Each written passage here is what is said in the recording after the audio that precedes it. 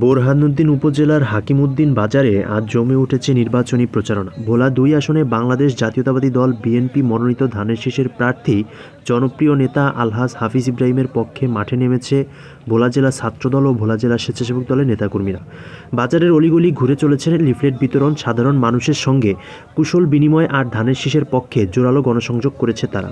ভোলা জেলা ছাত্রদল ও স্বেচ্ছাসেবক দলের বিভিন্ন ইউনিটের নেতাকর্মীদের সক্রিয় অংশগ্রহণে পুরো হাকিমউদ্দিন বাজার জুড়ে সৃষ্টি হয়েছে উৎসব মুখর পরিবেশ।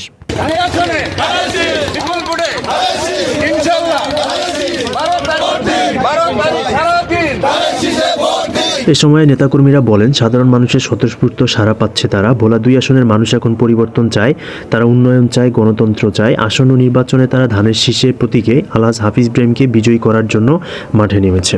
এছাড়াও তারা বিভিন্ন স্লোগানে সাধারণ মানুষের কাছে গিয়ে ভোট চান আলহাজ হাফিজ ইব্রাহিমের পক্ষে, যাতে ১২ তারিখ সারাদিন আলহাজ হাফিজ ইব্রাহিমের পক্ষে সাধারণ মানুষ ভোট দেয়।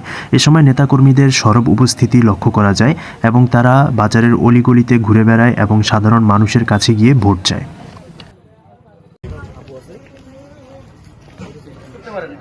12 তারিখ 13 তারিখ যদি বিএনপি সরকার গঠন করতে পারে, আপনাদের যারা পরিবারের মহিলা সদস্য আছেন তাদের জন্য তারা যে প্রবন্ধনা আনছে যে যদি এর জন্য ইনশাআল্লাহ 12 তারিখ ধানের ভোট দিতে হবে, ভোট দিয়ে ধানের শীষকে জয়যুক্ত করেন। আপনাদের মহিলাদের জন্য এই ইয়ে করা আছে যারা